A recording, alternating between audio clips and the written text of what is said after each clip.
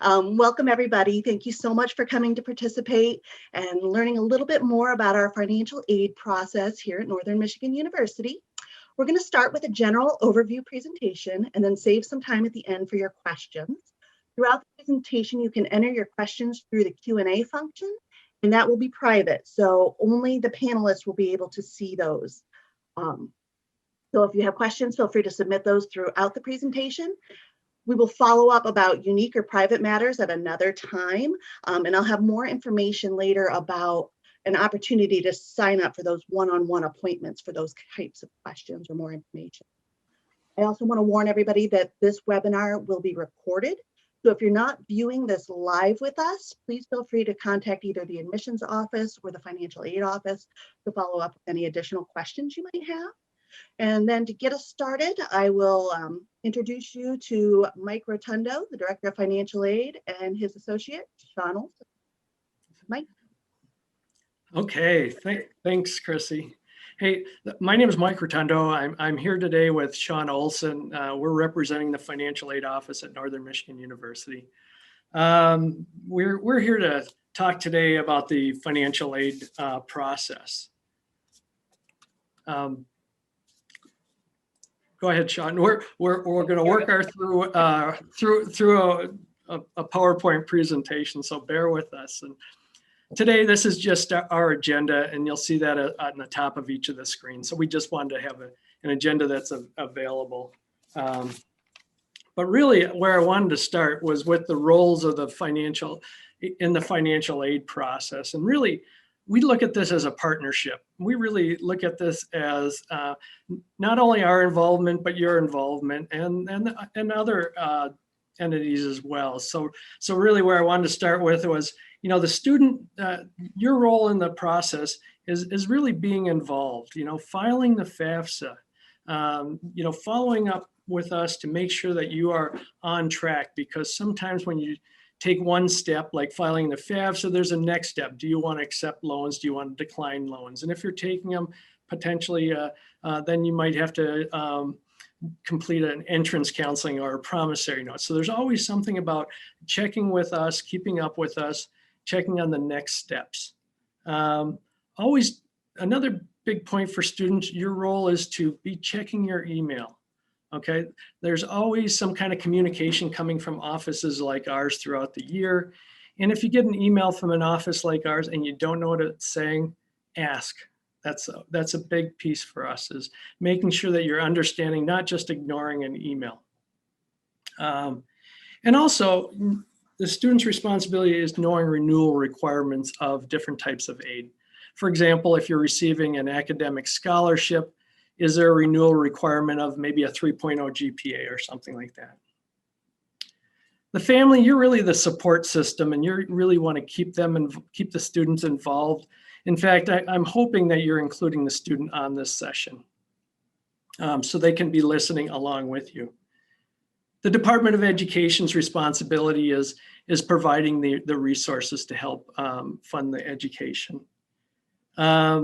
Our responsibility is to create the awards as new awards are identified to us, maybe through the FAFSA, maybe through your admissions application, identifying that you're meeting certain GPAs and whatnot, and what types of scholarships you're eligible for.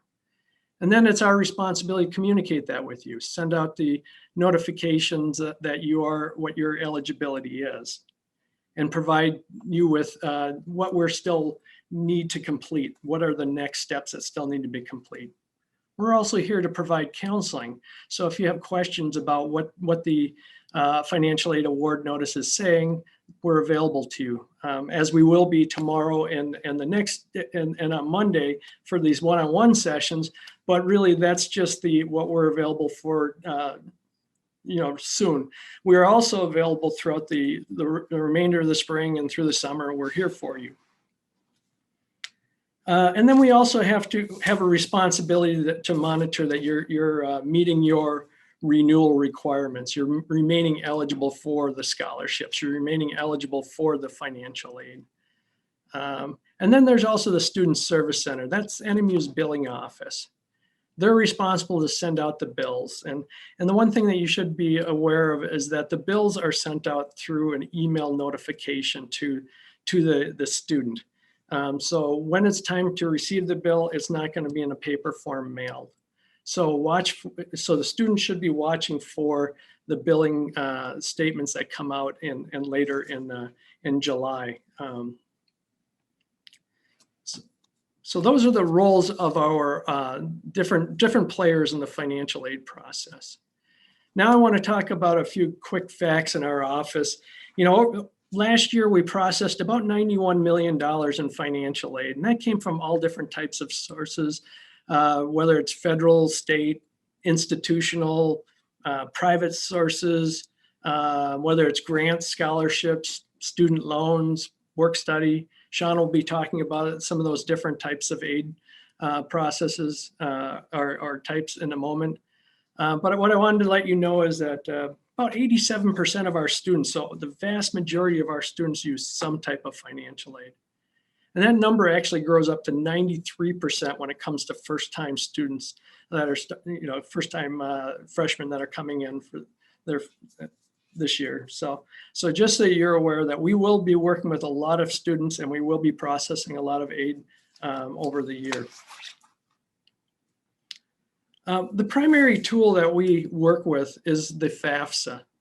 So at this point, that document became available as of October 1st. So most people have already started filling out the FAFSA, and it is an annual document. So you want to make sure that just because you filled it out this year, that you know that you're on track to be scheduled to fill it out again anytime after October 1st later this year for the following year. So it is an annual document. We wanted to make sure that you're aware of that.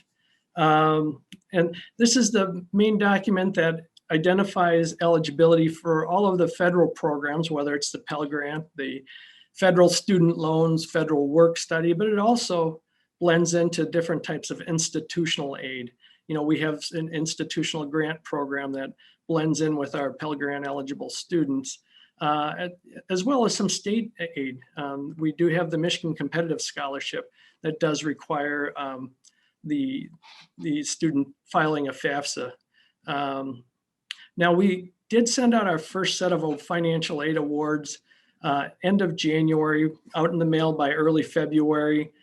So many of you have already received the first financial aid notice from us. And, you know, we're hoping that you'll bring that financial aid award with you when you meet with us over the next couple days or down the line when we get a chance to link up. This will help us to explain what's in the document. That document represents financial aid awards based on what we knew as of late January. So if you're still pulling together a private scholarship or maybe the aid that might come through the state or something like that we're not yet aware of, as we find out about those different types of aid, we will incorporate that into the financial aid package and then communicate that back with you. So like I mentioned, we did put out our first set of financial aid awards in the end of January, and we'll do that every 3 to 4 weeks going forward. We'll put out another set of financial aid awards, whether there'll be new ones, because anybody that filed a FAFSA after January 13th, they were not included in the initial award batch. So we'll pick you up into the next one, but we will continue the communication string.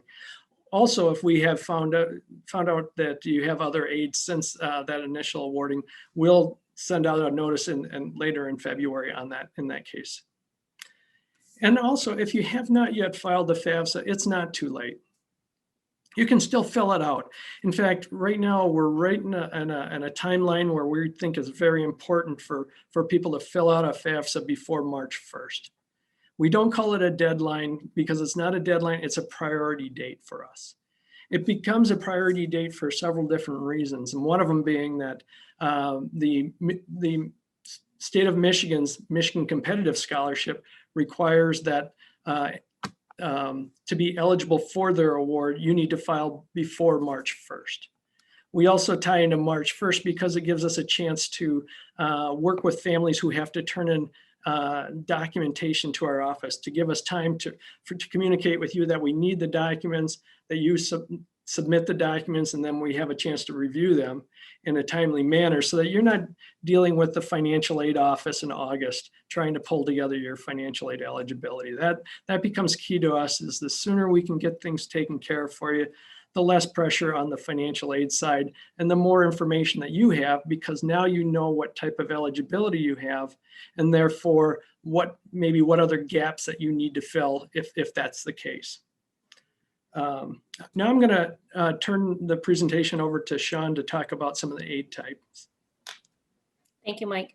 Before I get into that, there is a screenshot at the bottom of this slide to show you what that website looks like when you get to it. It's studentaid.gov/FAFSA. We can have some of the links and things up in the chat later on in the presentation. So that site is very important. It's where it's kind of a one-stop shop. You apply for FAFSA there. You'll be able to monitor student loan usage there, parent loan usage there. There's a lot of different pieces of information that you find on that studentaid.gov site. Be sure to write down your login information, students and parents. And students, if you used your high school email address to create your login for the FAFSA, you may want to go in and update that. After June, you probably won't have access to that for very long. So if you have a Gmail or a standard email account that you use outside of school, probably a good idea to switch it over to that. So we filled out the FAFSA. What kind of financial aid is out there? There's a lot of different types of financial aid. They are roughly broken into two categories. One is gift aid, which is free money, I'll call it. That's the one everybody wants. And then there's self-help aid. Self-help aid, usually there is a requirement of some sort for the student to do something. In the case of work study, the student will have to get a job on campus. In the case of federal student loans, they are loans and eventually will have to be repaid. So we can take a little closer look at these two types of aid.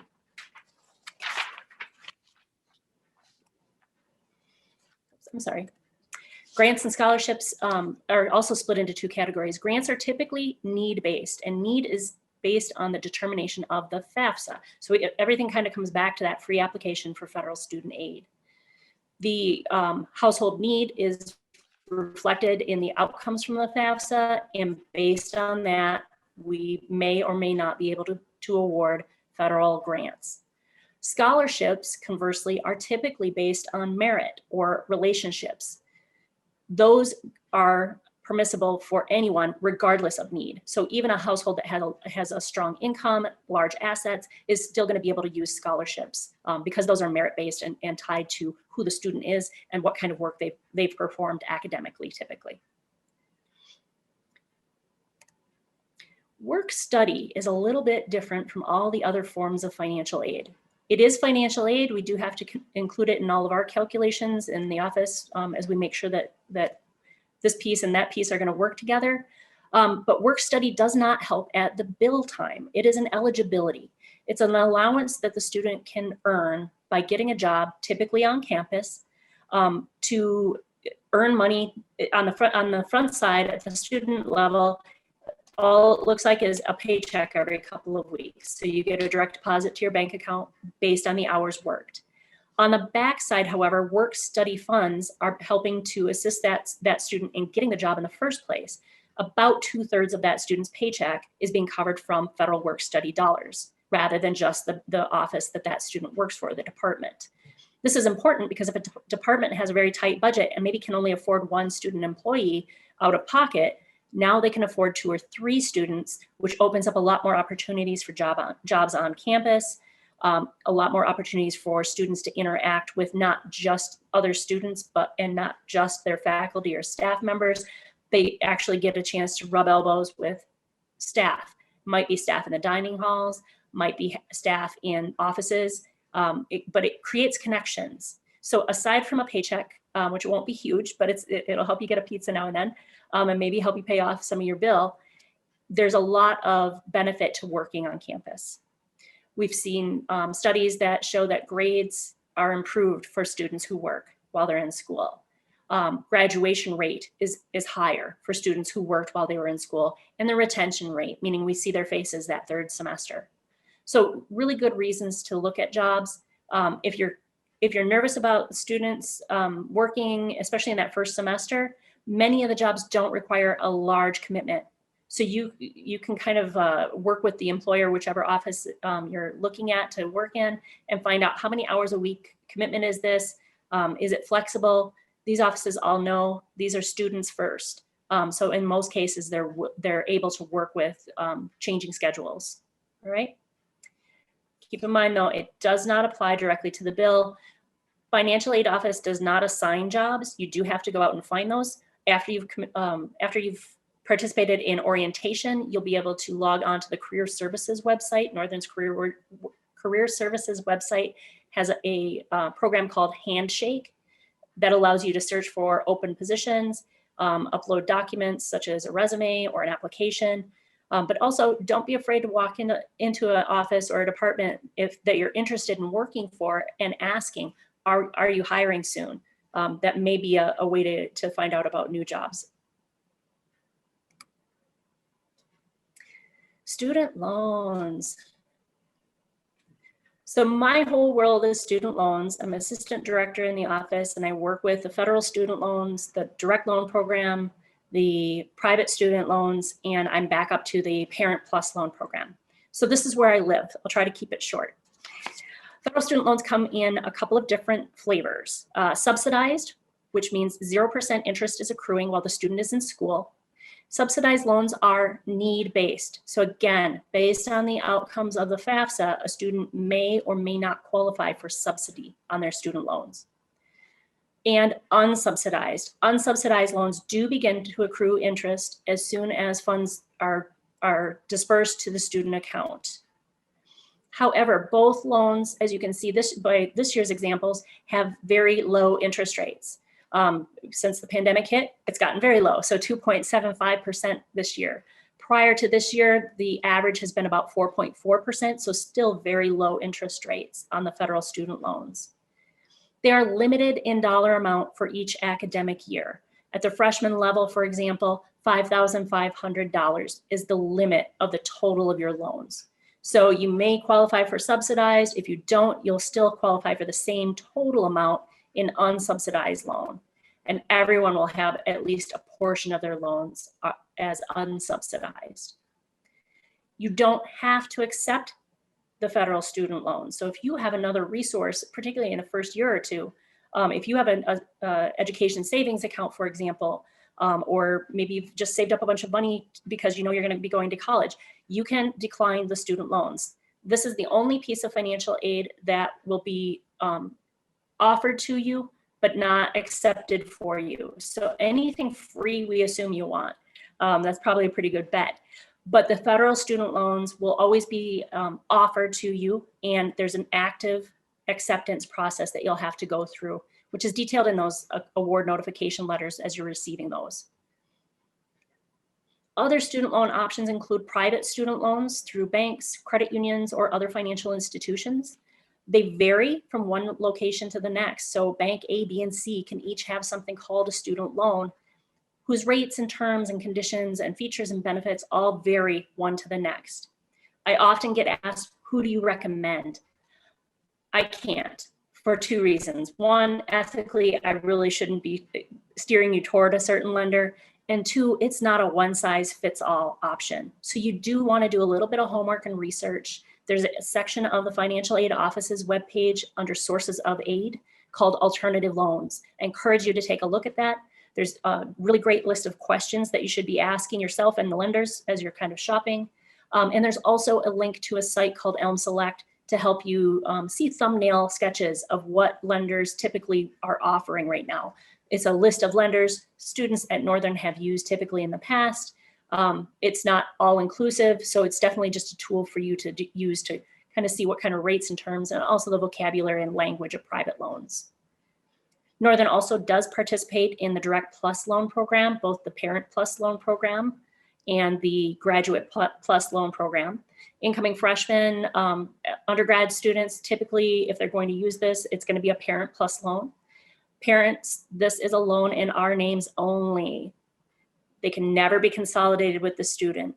So that might be a discussion around the kitchen table to determine, do we want to go with a private loan where the student is the borrower and I as mom, I'm going to be the co-borrower? Or do I as mom just want to take that debt on knowing I'm not going to be able to get rid of it until I pay that off myself? Again, the Parent Plus loan is a federal loan. The rate for this past year was 5.3%, so it's a nice low rate loan. It is higher than the federal student loans, typically 2 or 3 percentage points on average, lower than what I see on private student loans when they come through the door. The Parent Plus loan payments can be deferred. Private student loans, that's going to be a question to ask. Do we have to make payments while the student is enrolled, or can we defer payments until the end of the ride? If you defer payments, don't forget, they're building credit. Credit is accumulating and capitalizing on loans while the student's in school if you're not making payments.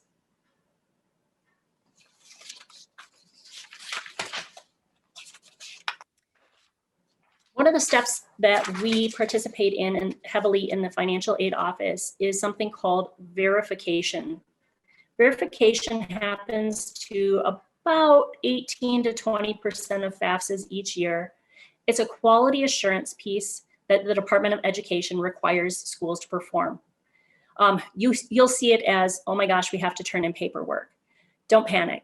It's not a difficult process. We'll help walk you through it. It's there to correct any obvious errors and also just to make sure that the FAFSA process and the methodology behind it is doing what the Department of Education intends, which is getting aid into the hands of those who need it the most.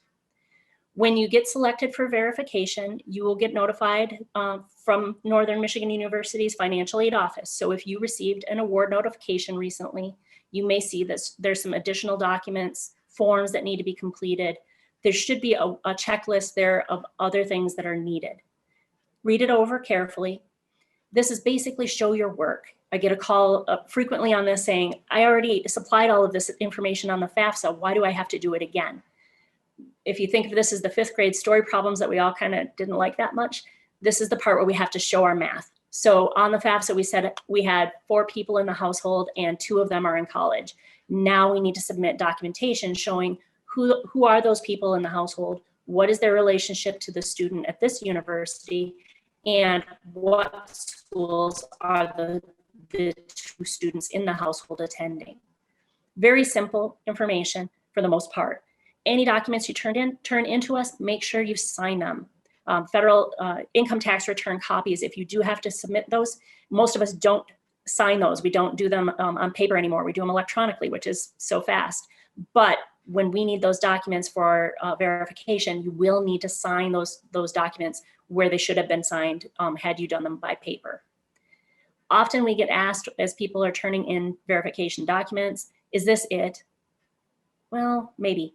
Unfortunately, what happens sometimes is when we get the documents, the verification documents turned in, there may be some information on them that should have been included on the FAFSA in the first place, but wasn't. So there may be a little bit of back and forth between our office and the student and family. Bear with us. Feel free to ask questions. Don't assume that we want something. Don't guess. Call us. What is it that you're looking for? I got this message in my inbox. Students, keep an eye on your email. Also, there's a spot in your My NMU under the financial aid information section where you'll be able to see if there's any outstanding requirements. Once you've turned those documents in, give us a week or so, and then check that message area to see if there's anything new that you need to turn in. We often get asked, what do I do? Something has changed. The information used on the FAFSA for this upcoming year, the 2021-2022 academic year, is relying on our income information from 2019. As we know, we've had a lot of changes in many households over the last 12 to 14 months, not all of them good financially. You may want to contact our office to find out if your situation would merit a reevaluation or redetermination of financial aid. Circumstances change, and we want to make sure that we're there for that. The federal government and Department of Education have given us allowance to make professional judgment changes. It's not fast, unfortunately, and it is, unfortunately, more paperwork. But we can, again, help walk you through that. So if you've had any of these changes, or maybe there's a different change in your household and you think it might merit a reevaluation, a relook at those numbers, contact our office, schedule an appointment with one of our counseling staff, and we'll help walk you through that process to determine if that's going to be helpful for you.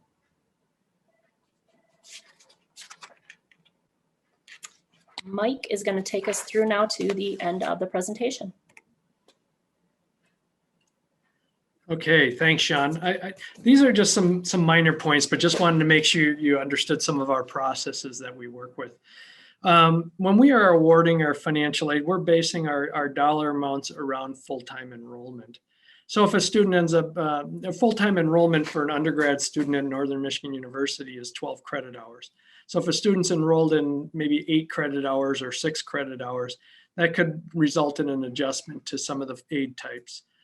So as we present it to you, we're presenting it to you as if you're going to be a full-time enrolled student. Sean did talk about the student loans and the fact that we need you to accept the loans. The loans are the only piece of financial aid that we're really going to ask you to actively accept. And I think Sean also mentioned that, grants and scholarships, that's free money. So we're going to assume that you want it. We're not going to make you go through a process of actively accepting it. Work study, the only way that we're going to give you work study is if you ask for it on the FAFSA. There's a direct question about work study on the FAFSA. And if the student indicated they wanted to be awarded the work study and are eligible, because we can only award it to our Pell Grant eligible students based on the limited amount of funding that we get for work study. So if the student has already asked for it, we're not going to make a student accept that work study award. But the student loans are different. We need to have that active confirmation that you want it. We will not pay that loan out unless the student actively says they want it. Another thing to keep in mind is outside scholarships. There are scholarship searches out there. If when people ask me where should I go next, what are some of the next steps? I've got my financial aid, it doesn't cover my bill. This is a great time of year to be looking into other outside local scholarships. Check with your high school guidance counselor. Check with your local library. They might have some postings out there. Check with a parent's employer to see if there's any kind of assistance. Check with your church. Check with the social, the different organizations that are around the area, the Elks and the Moose and whatnot. Check with them to see if they might have some kind of assistance. Think about things that you've participated in or your student has participated in. Maybe if your student was in scouting, there's scholarships that we see come through the scouting organizations. Think about what you're involved with and how can you parlay that into a potential scholarship. It might be things that you're actively involved with. Through an athletic team or something. So take a look around. This is a great time to start looking for those additional resources. Every $200 is $200 closer. It can help with books. Whatever you can find, that's the important thing, is to be looking. I mentioned already about aid adjustments on how we will make adjustments. We will fit in any new aid that we receive. We did not know about it originally. We'll add it in. And then see if it has any impact on our aid. One of the things there's a lot of questions out there nowadays about private scholarships. And if I have a private scholarship, will I have an adjustment to my financial aid? And in our case, the only time that we are going to take away any aid or adjust any aid that we've already given to you is if there's a specific use assigned to it that's already met. In other words, if we get something from the local Elks Club that says we want to pay $500 towards tuition, and the student has already received a tuition-specific award that covers their entire tuition, then we can't use that. We have to work with the student to maybe go back to the Elks and see can they reassign that tuition-specific use to general educational use. So that might be a time that we have to adjust it. If we've given a student a grant because of their financial need, we typically won't have to adjust their aid. We might at times have to adjust down maybe some student loans, based on maybe receiving the maximum amount of financial aid. But those are going to be unique situations where receiving a scholarship and reducing loans is a good thing. What we do is when we are ready to pay out the financial aid, we are going to pay it directly to the student's bill. So if we have Pell Grants and student loans coming in, they're going to go right to the bill. They're not going to be given directly to the student. So what we're going to do is we're going to pay all that financial aid directly to the bill, and anything that's over and above the bill, we will give back to the student in the form of an overage, either through a check or a direct deposit, depending on how the student sets up their account with the billing office. If the student has less in financial aid than the bill, and that's where it might cause the student to have to make a payment to the university because a bill due to the university. Because you might either receive an overage if you have more in financial aid, or you might have to look at helping out with covering the rest of the bill. And sometimes that gap can be a little bit larger. So we do have payment plans that students can sign up for. We have a couple payment plans for the university through our Student Service Center. We have the deferment plan, which buys a student maybe 30 days while they're turning in documents, looking into other sources of financing, maybe borrowing money from grandma that they just haven't received yet. So we do have a payment plan that can delay the payment by 30 days. But we also have another payment plan, an easy pay plan that allows a family to, instead of having all the money that's due in early August, they can break it up into quarters and pay a quarter of the remaining balance in August, a quarter in September, and then October and November. So we do have some payment plans that you can work with. Sean already talked about the other alternative and plus loan, so I won't spend time there. But what I do want to talk about is the FERPA. FERPA is federal guidance that prohibits us from giving out student level information, financial aid information to parents.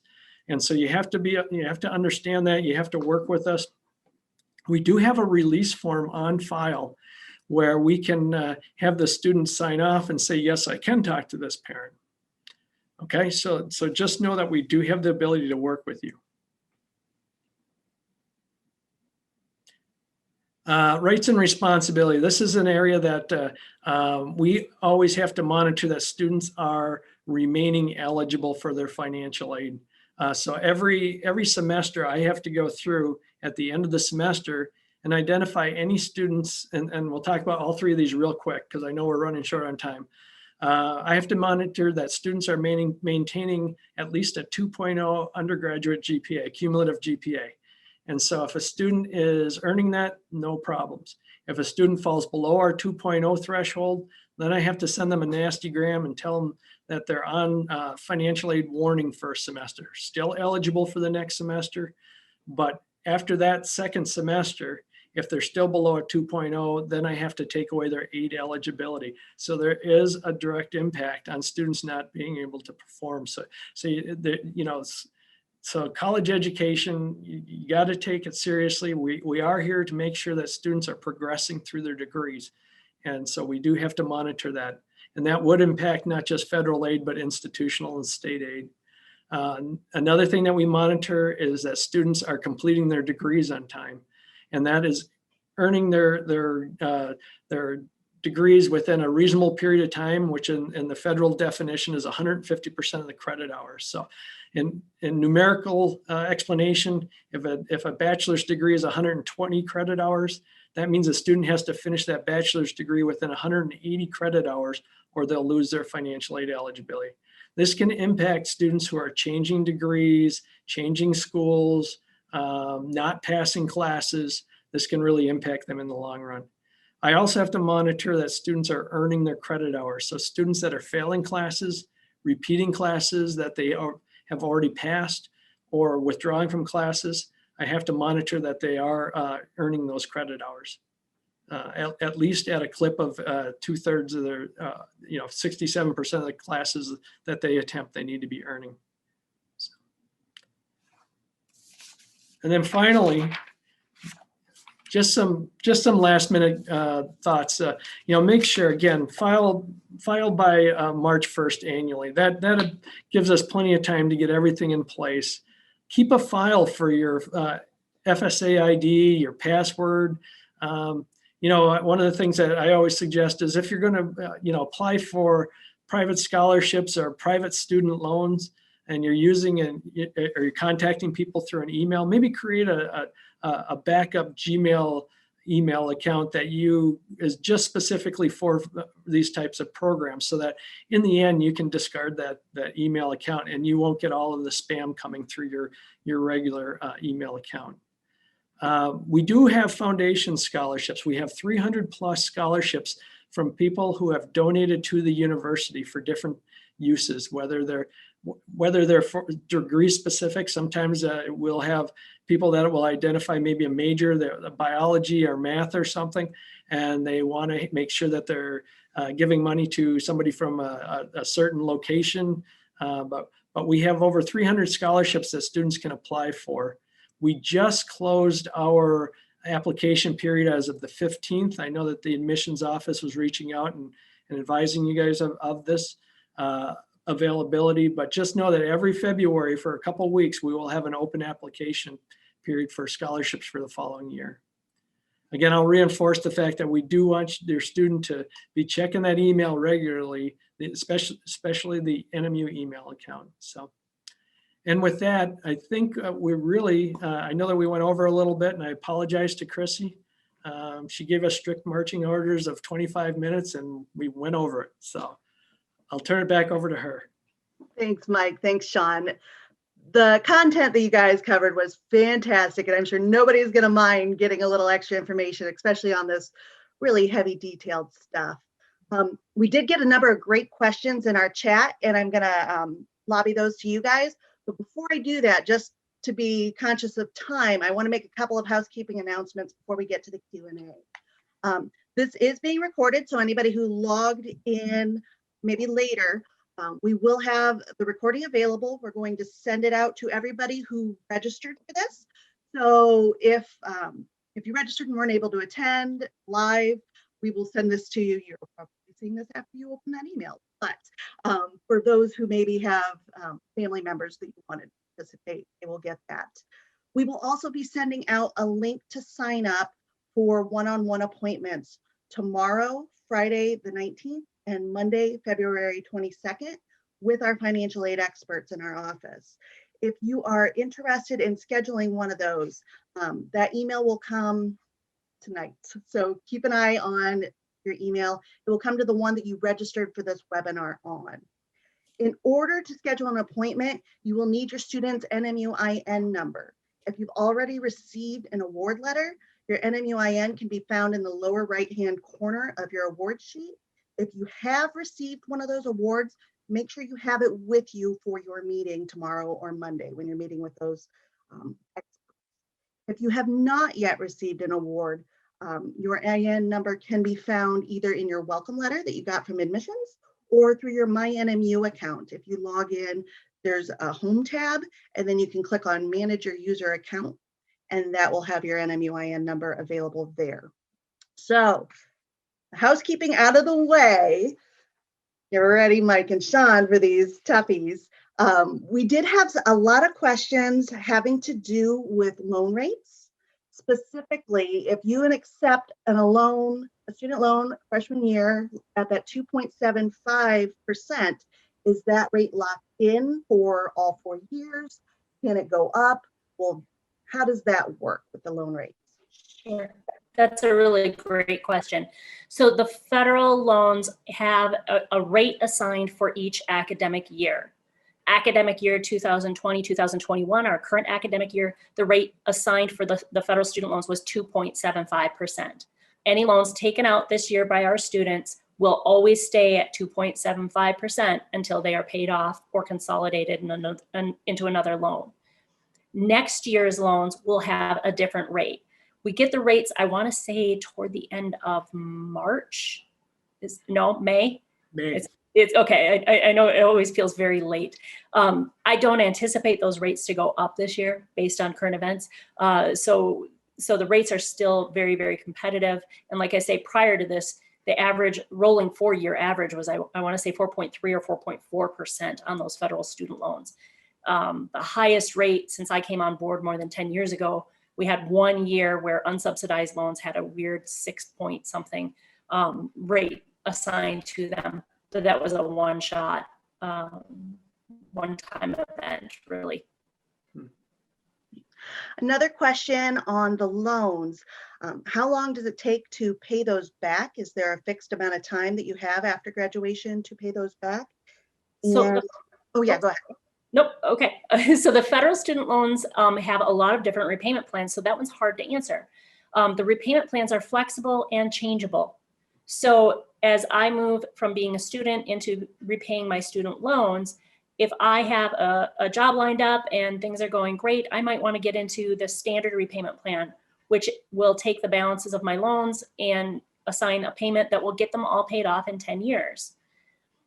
If a few years later, my life suddenly changes, maybe I lose a job, or maybe I take a job in a new place and I'm taking a pay cut, I may need to change my repayment plan, perhaps to an income-based repayment plan for a year or two until I get my feet under me. So there are a lot of different options. Most federal student loans, the goal would be to get them paid in 10 years. They can go as long as 20. I think there's still a 25-year option, but I'm not sure that that's actually available to everybody that would be a new borrower at this point. You can pay the loans off early, which is great because it's going to save you a bucket of money in interest. So there's no penalty for repaying your loans faster. So once you get that great job and you start making the money, you start making those payments, you can make a little extra each month, you're going to make them go away in less than 10 years. So that answer is a it depends answer. Sometimes those are the hardest ones, aren't they? Another loans related question. Can you clarify, can both students receive student loans and parents receive Parent Plus loans concurrently? Yes. So for example, if I have a student whose financial aid award does not fill their cost of attendance, what it's going to cost them to go to school, a parent can apply for the difference between that cost of attendance and what the student's financial aid, including student loans, is covering. So yes, you can use those concurrently for sure. Great, thank you. Is there a fee for the payment plan at NMU? Yes. Mike. Yeah, I believe, and that's through our billing office, but I believe they're $50 and $75 depending on which one you choose. But I'll see if I can look that up while we're talking. Great, thanks. Here's a good question, and we hear this a lot in the media, especially. Are the Wildcat Achievement Awards negotiable? For example, if another school offered my student more money, can Northern negotiate to increase our offer? You know, we're a public institution. We don't have the funds. We're one of the lower cost schools, so we just don't have the resources to necessarily do a lot of negotiating. I mean, if someone has some kind of issues that they need to work through, we might try to take a look at, do they fit into the reevaluation process? In certain circumstances, we might be able to work with students based on some small one-time funding, but really, our Wildcat Achievement Awards are locked into the dollar amounts that are that we provide. Now, one difference though, Chrissy, is that a student who maybe is eligible for a $1,000 level of our Wildcat Achievement Award, but maybe later on we get the test results come in, or a student retakes the test. And I know tests are real challenging right now, or maybe they boost up their GPA between the time that we made our original analysis of their eligibility, and now the GPA is now above the next level threshold. We can always increase up the Wildcat Achievement Award. And for those families with younger siblings, please always express grades do matter in school. You know, that's where you start building up the credentials that we can work with students, you know. Um, on this loan train, this is a very popular topic. If a student is coming in above the freshman level, let's say a sophomore level, would they be eligible for additional student loans or federal loans Yes. on that 5,500?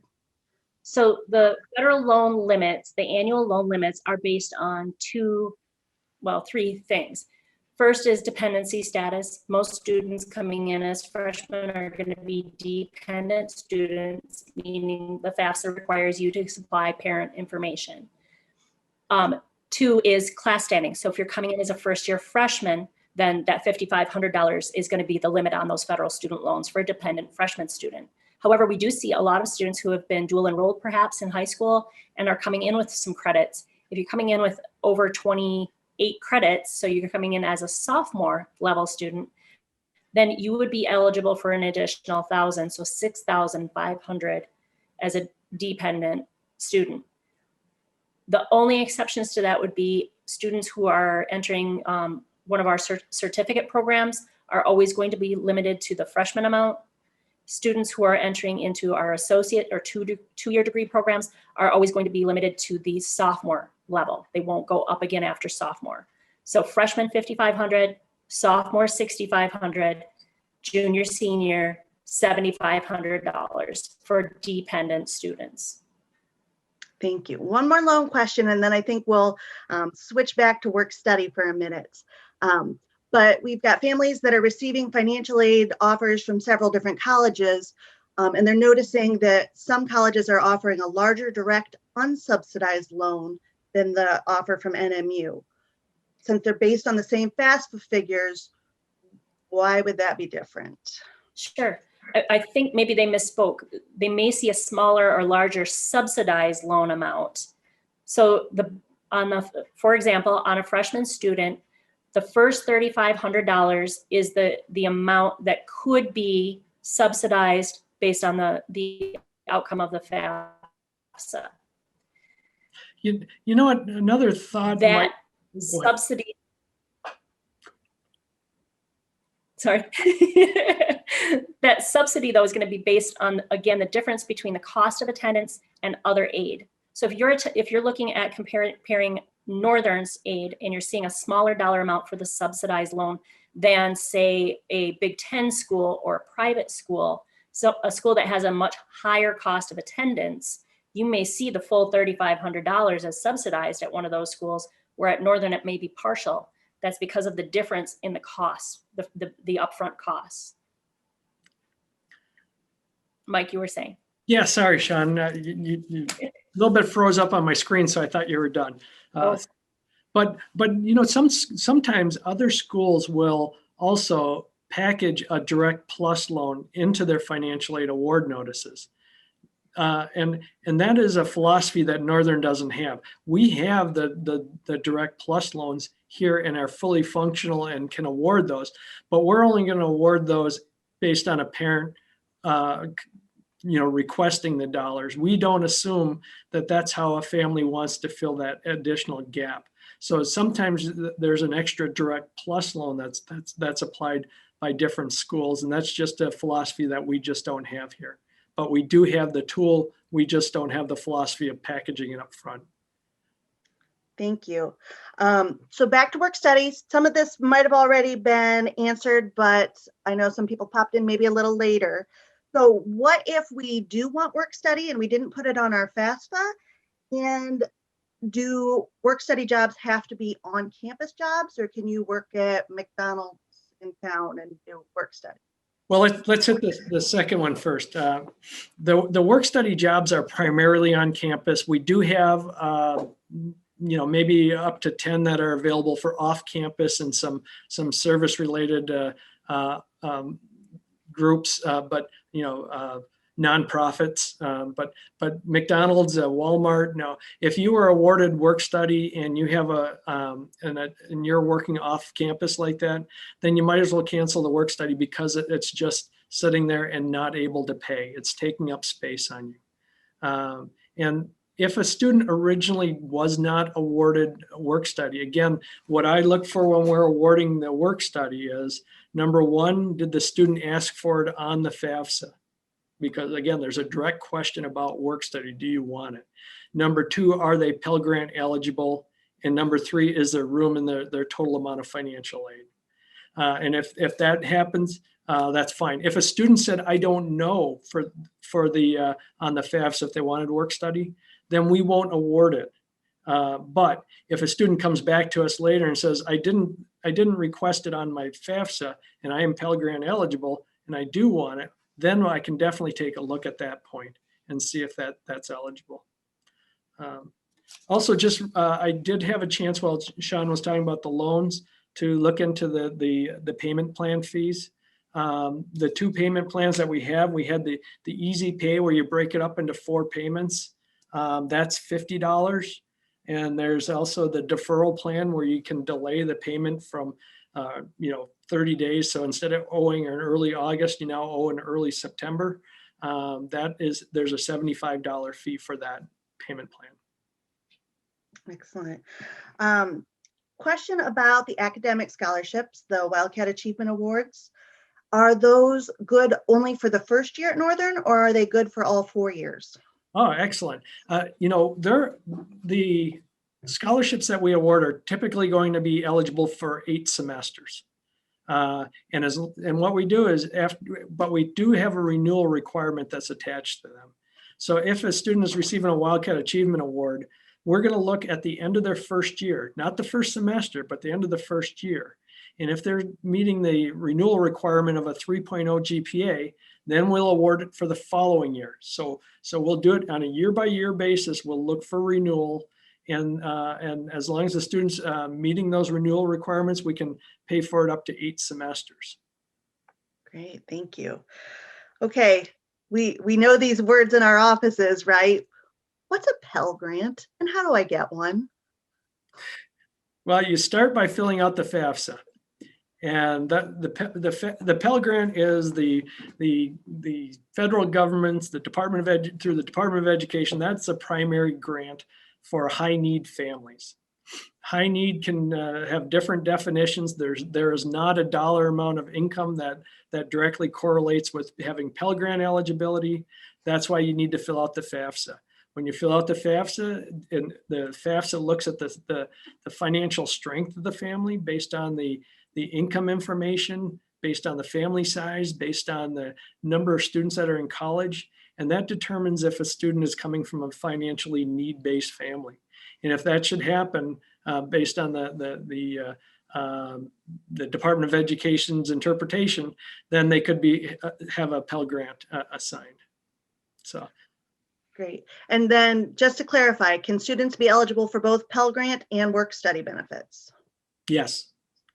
Okay, excellent. And can you start a work study job second semester if you're not quite sure you want to dive in first semester with a job? Yeah, we see that all of the time. Like our work study students, we have 3 work study students on our payroll, and they work about 10 hours a week or 10 to 15 hours a week. So it just gives them a chance to really, earn a little bit of money, get to know people on campus. Sometimes having that purpose of being part of the university really helps students to feel connected to the university. Admissions has a lot of students that are working, giving out campus tours and becoming part of the whole fabric of the university. And that really allows them to grow and really find that grounding at the university at times too. Excellent, thank you. So that's most of the questions that we had in the chat. We're still open to additional questions being added. Mike, is there a limit to the number of hours a student can work in an on-campus job? Not that I'm aware of, although I think 20 hours is where our career services has some levels of limits. There can be times where they pop over the top, but that's really on a case by case and supervisor by supervisor basis. But I believe 20 is the maximum. Excellent. I think that I've heard that before as well, Mike. So When do we find out our financial aid award package for continuing students for the next year? So I'm a freshman. When do I find out how much sophomore year is going to? Yeah, you know what we do? We actually wait till after the winter semester. Everybody else calls this spring, but we call this winter right now. So after May 1st is this end of the semester, and then we go to work looking at eligibility change. You know, who's still eligible, who met the 3.0, so I can give them their scholarship again. Who advanced to a sophomore level, so Sean can award them additional student loans at the sophomore level. You know, who didn't meet the grade point, so I can't give them aid.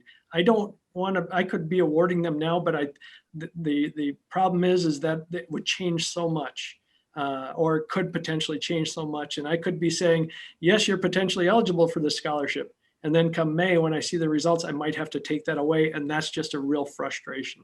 So we do try to have our continuing students, we have them awarded typically middle or so of June. We do that. That gives us some time to see the end of the semester results and get that calculated, and then work our way through the process. That's well ahead of our July billing timeline for the fall, so we are on target with that. So. Excellent. Couple more questions. Do we know when the donor-funded scholarships will be announced? Who will know when they're going to be notified on that? Yeah, the application period just stopped or ended on the 15th. And so my office is working with the foundation to identify the applicants. I think we had over 10,000 applications that came through. So what we'll do is we'll start working with the approving groups for the different scholarships around campus, and they'll send us the determination of who they've identified as being the eligible candidates and some backup people. And then what we'll do is we will start assigning those awards as we hear about them. So really, I would say that starting in probably by April, we will start having the awards come onto the system, but then it's on a rolling basis as we get the information from the on-campus groups. So. Great. Thank you. I've got two final questions, and then reminder, we can still sign up for individual appointments. Some of these questions, if you're comfortable talking with your admissions counselor, some of these things we know. If you just want to go straight to the experts, feel free to contact them. Their contact information is still online. They are happy to assist with any of these things maybe we didn't get to. I'm going to read the question exactly how it was worded because I don't think I can improve upon it. But would a freshman fellow be included in work study or directly be taken out of tuition, freshman fellowship? The freshman fellowship, we don't work with that award directly. I believe that is based on students working side by side with faculty, and that is, typically awarded by is it through the Honors College, Chrissy, I believe? Yeah, there's a separate group that does that. Yeah, I believe that's probably a question that maybe Chrissy, if you can get their contact information, maybe between you and I, we could follow up with them more. And then last question for today, is there a deadline for accepting our federal student loans? That's actually a great question. And you know it depends on the family. Okay. I have some families that say, I don't want a student loan. Okay, cancel it. And if you need it later on, just ask for it and we'll get it right back within a couple days, and other people I'll advise, if you're not sure if you want to keep it or not, I'll say, well, why don't you keep it in place at least through the billing statement? Then you see all of your resources compared to your bill, and you can make some decisions with all of your resources in front of you. If you have a bill that's remaining that's comfortable enough where you can start reducing those loans and pay a little bit more, great. But the loans, what we'll end up doing, and this is Sean's role, and I'm probably jumping and talking for her, but usually sometime around middle of September, we're going to get into the use it or lose it mode, because we won't make you accept them, and then we'll leave it out there a little bit longer. but we will get to a point in mid-September where we'll say, if you still have a loan out there and you haven't accepted it, or you haven't completed the promissory note or the entrance counseling, we do have to remove that, that loan. So I'd say probably middle of September. Okay, great. And again, if you miss that notification somehow and the loan gets canceled, students, don't panic. Contact our office right away. Let us know, hey, wait, I actually did want to accept that. I did want to complete that. Can I get some help? We can get it back in place in most cases. Yeah, and actually that's a great point too to add on to, is that, you know, I do have people that say, I don't want to fill out the FAFSA because the only thing I'm going to get is loans. And my advice, at least the first year, when you just don't know all of the pieces yet and you don't understand the process yet, fill out the FAFSA. Even if you have the student loans and you decline them, we can get them back for you if you end up going, I didn't want them, I canceled them, and then all of a sudden I need them in September or November even, we can still get them back in place. But if you haven't filled out a FAFSA and you suddenly find that you need to get those loans to help out, then we're going to say, good, now go ahead and file a FAFSA and we'll be able to process that over the next 3 to 4 weeks, you know, and depends on if we need documents from you. So really, that's why I'm always advocating, fill out the FAFSA at least the first year when you're trying to figure it all out for the first time. If after that first year you find that you didn't need those student loans and that's all you're going to be eligible for, okay, then that's a family decision. But at least the first time around, I would definitely advocate for filling out the FAFSA. Awesome. Well, Mike and Sean, thank you so much for being so generous with your time and knowledge today. We're so grateful for you guys and all the services you provide to our students. A lot of incidental questions about work study, additional scholarships. A lot of that information is on the financial aid website. So if you still have questions or you just want to dig a little deeper into that, feel free to spend as much time just digging through the website as possible. And then again, always feel free to contact us or the admissions office, us, or the financial aid office, us, and we're happy to get you answers and resources. Mike and Sean, any final words? No, I would just say thank you for your time and please work with us. We do consider it a partnership. And I did just add our office's webpage in the chat to everyone. So if you want to copy that down and go to nmu.edu/financial aid, we really do have a lot of really good information. There's a couple of places, or a couple of private scholarship search sites under the other scholarship options section. You definitely want to take a look at that. Private student loans, parent loans, federal student loans, there's much more detail on the webpage. Obviously, if you have questions, contact us. Perfect. Thanks again, everybody, for joining us. Watch your email for the link to that sign up for one-on-one meetings coming tomorrow and Monday. And have a great evening, everybody.